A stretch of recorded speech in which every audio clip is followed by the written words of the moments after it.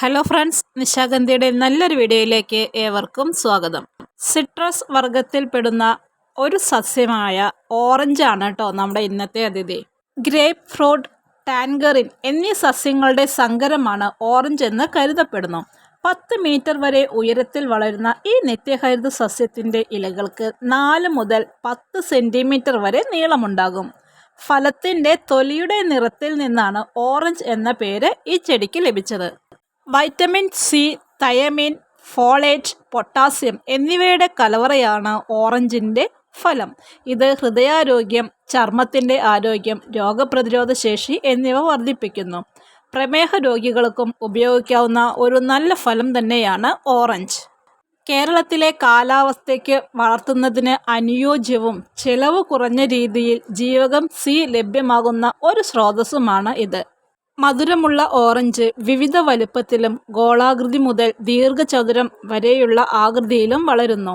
Orange മാംസത്തിൽ 87% വെള്ളവും 12% കാർബോഹൈഡ്രേറ്റും 1% പ്രോട്ടീനുമാണ്. കൂടാതെ നിസ്സാരമായ കൊഴുപ്പും അടങ്ങിയിരിക്കുന്നു. ലെയർ ചെയ്തതും ഗ്രാഫ്റ്റ് ചെയ്തതുമായ ഒരുപാട് നാരകത്തിൻ്റെ തൈകൾ നമുക്കിന്ന് വിപണികളിൽ ലഭ്യമാണ്. അത്തരം തൈകൾ 2 വർഷത്തിനുള്ളിൽ തന്നെ നമുക്ക് നിറയെ കായ്കൾ തരും. തൈകൾ വാങ്ങിക്കുമ്പോൾ ചുവട് കട്ടിയുള്ളതും പൂക്കളും കായ്കളും ഉണ്ടായി തുടങ്ങുന്നതുമായ ചെടികൾ തന്നെ നമ്മൾ വാങ്ങിക്കേണ്ടതുണ്ട്. പുതിയ തൈകൾ വേര് പിടിക്കുന്നതിന് വളരെ നന്നായിട്ട് നമ്മൾ വെള്ളം കൊടുക്കേണ്ടതുണ്ട്. 2 ആഴ്ച കൂടുമ്പോൾ 2 പിടി സ്റ്റെറാമിൽ നമുക്ക് ഇതിൻ്റെ ചുവട്ടിൽ നന്നായിട്ട് ഇട്ട് കൊടുക്കാം. കൂടാതെ ചാണകപ്പൊടി, ആട്ടിൻ കാഷ്ടം, കോഴിവളമൊക്കെ നമുക്ക് 2 മാസം കൂടുമ്പോഴൊക്കെ നന്നായിട്ട് ഇട്ട് കൊടുക്കുന്നത് നമ്മുടെ ചെടി നല്ല ആരോഗ്യത്തോടു കൂടി വളരാനായിട്ട് സഹായിക്കുന്നു. കൂടാതെ ഈ ചെടി നമുക്ക് ഇടയ്ക്കിടയ്ക്ക് നന്നായി പ്രൂൺ ചെയ്ത് കൊടുക്കണം വേണം. ചെടിക്ക് നല്ല ഷേപ്പ് വരാനും പുതിയ തളിർപ്പുകളും പുതിയ കായ്കളും വരാനും ഇത് വളരെയധികം ഉപകാരപ്പെടുന്നതാണ്.